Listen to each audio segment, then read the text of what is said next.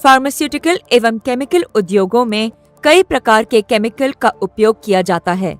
इन chemical से जुड़े जोखिम इनके गुणों, हैंडलिंग और इस्तेमाल के तरीके पर निर्भर करते हैं।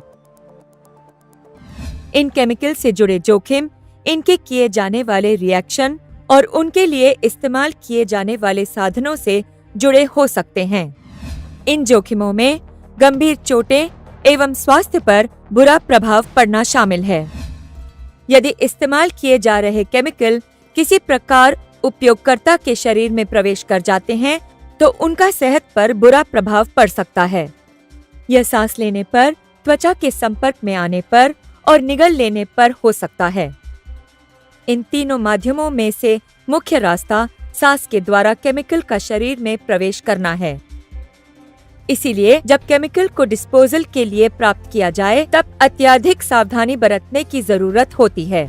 किसी भी दुर्घटना से बचाव के लिए केमिकल से जुड़े जोखिम और उनसे बचाव के तरीकों की जानकारी रखने में सक्रियता की आवश्यकता होती है। Material safety data sheet (MSDS) का उपयोग करना जरूरी है। यह एक ऐसा दस्तावेज होता है जिसमें किसी केमिकल से जुड़े संभावित जोखिमों के बारे में और उस केमिकल के उत्पादों के सुरक्षित उपयोग से जुड़ी जानकारी दी होती है। केमिकल से जुड़ी मटेरियल सेफ्टी डेटा शीट उत्पादनकर्ता या विक्रेता द्वारा मुहैया करवाई जाती है। इनमें केमिकल के बारे में निम्न जानकारियाँ होती हैं। केमिकल के स्टोरेज के समय विशेष ध्यान रखना चाहिए। सभी केमिकल उत्पादों को मटेरियल सेफ्टी डेटा शीट पर दी गई जानकारी के अनुसार ही स्टोर और लेबल करना चाहिए। केमिकल को किसी ज्वलनशील पदार्थ या गैस सिलेंडर के साथ स्टोर नहीं करना चाहिए।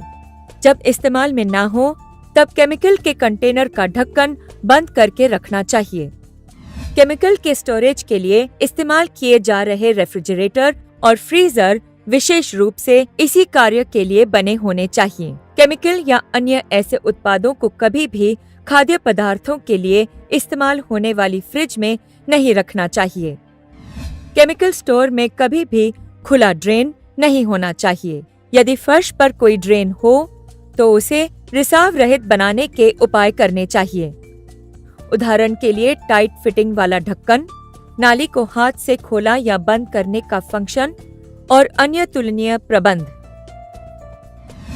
स्पिल्स को संभालने और सफाई करने के उपकरण तैयार होने चाहिए और स्टोर किए रसायनों के लिए उपयुक्त होने चाहिए। इनका रासायनिक स्टोर के बाहर रखे होना उपयुक्त है। स्टोरेज के कमरों या लॉकर का उनमें स्टोर किए गए केमिकल के प्रकार और उसकी मात्रा के अनुसार अग्नि वर्गीकरण किया जाना चाहिए। ज्वलनशील पदार्थों को अग्निरोधक अलमारियों में या अलग जगह पर रखना चाहिए। यह सुनिश्चित करें कि केमिकल की उतनी ही मात्रा को कार्य क्षेत्र में ले जाया जाए जितना कि एक शिफ्ट में इस्तेमाल किया जा सके। केमिकल के हैंडलिंग के समय विशेष ध्यान रखना चाहिए। हमेशा सुरक्षा डेटा शीट और पैकेजिंग पे लिखी गई बातों को ध्यान से पढ़ें जब आप उस उत्पाद का उपयोग करने वाले हैं जिसे जुड़े जोखिमों से आप पूरी तरह से परिचित नहीं हैं।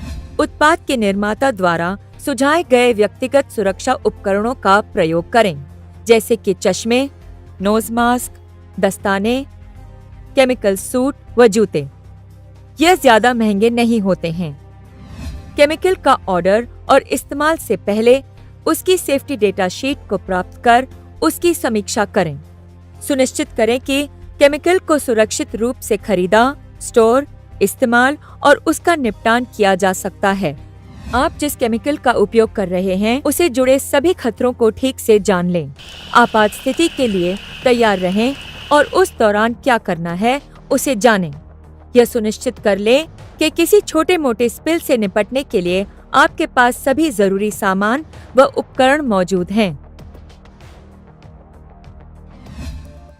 सुरक्षा उपकरण जैसे कि इमरजेंसी शावर और आई वॉश, अग्निशामक, फायर अलार्म और आपातकालीन टेलीफोन नंबर के स्थान की जानकारी रखें।